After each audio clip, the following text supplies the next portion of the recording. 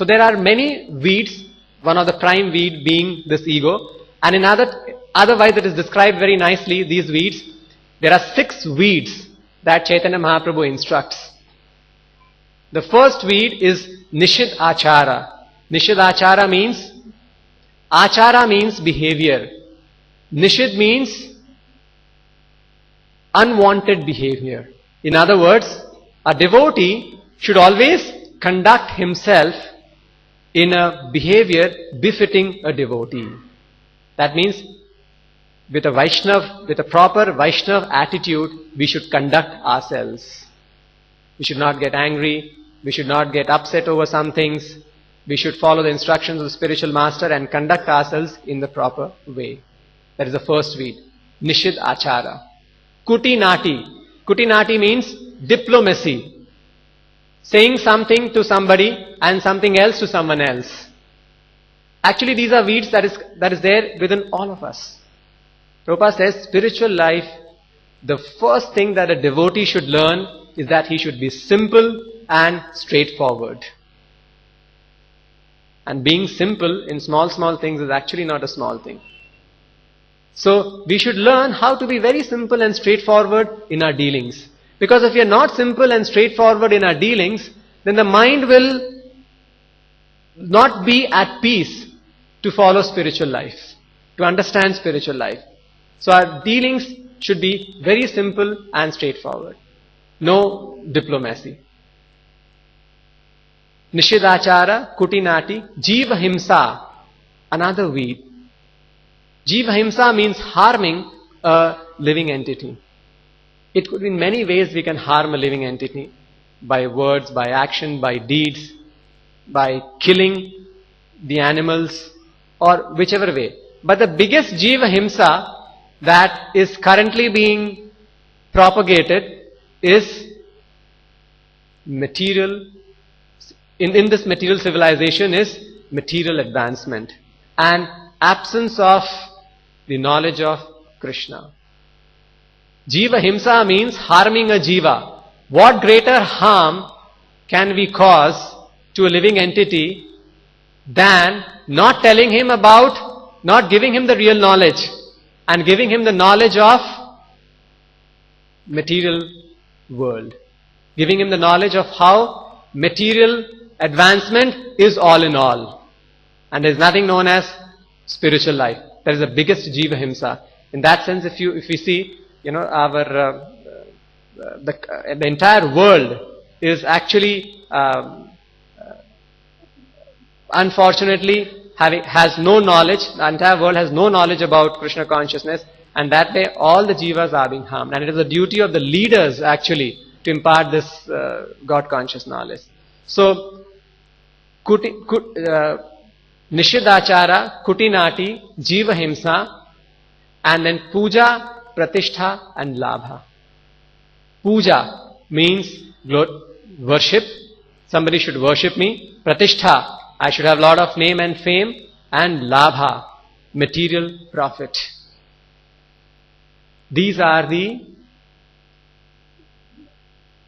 all things that is very pleasing to us if we don't have knowledge of spiritual life.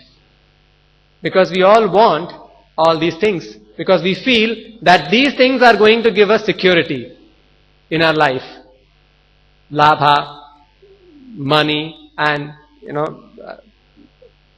profit of different kinds.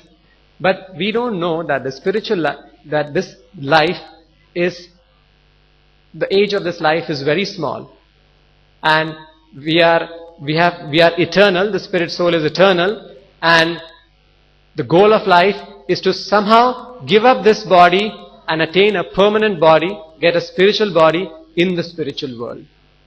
So not knowing all these things, we will be overpowered by these weeds. And our real advancement in Krishna consciousness will not happen. It will be stunned. So this, we have to be very conscious that how these weeds grow. It is mentioned, it is due to our offenses. if we have to maintain a very humble attitude, live in the association of devotees, and follow the instructions of the spiritual master. Somehow or the other, if sometimes devotees think that they have advanced, and sometimes devotees even stop chanting Hare Krishna mantra after chanting for some many years. Sometimes they don't get the desired result and they stop chanting. This is all because of committing offenses at the lotus feet of a devotee. So, throughout a lifetime, we have to continuously go on chanting this Hare Krishna mantra. Never at any stage can we stop chanting the Hare Krishna mantra. And this stopping of chanting of Hare Krishna mantra is one of the... Why does a devotee stop chanting the Hare Krishna mantra? Prabhupada explains that sometimes because he commits an offense at the lotus feet of a pure devotee. It's like setting a mad elephant loose in the garden. If you have a very nice garden with lots of fruits and creepers and plants growing, fruit trees and all growing, and if you set a mad elephant loose in that garden, what will happen? It will uproot the entire creeper, the entire garden, and all the plant will die down. The leaves will get dried and everything will be finished. So, we have to be very careful about that in our dealings with devotees. Of course, committing an offense at the lotus feet of a pure devotee is the highest offense. There is nothing that is greater than that. And proportionately, even offenses committed towards other devotees also have a proportionate effect. So within devotees, we have to be very careful how to conduct ourselves, how to behave ourselves. We should maintain a very, very humble attitude. Trinadapi sunichena taro riva sahishnuna. Chaitanya Mahaprabhu has given this instruction also, that we should always remain in a very humble position, feel that we are humbler than a blade of grass, and we should be more tolerant than a tree. Only then our advancement in spiritual life will be possible.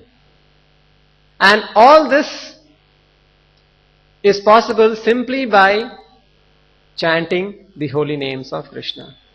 Hare Krishna Mahamantra.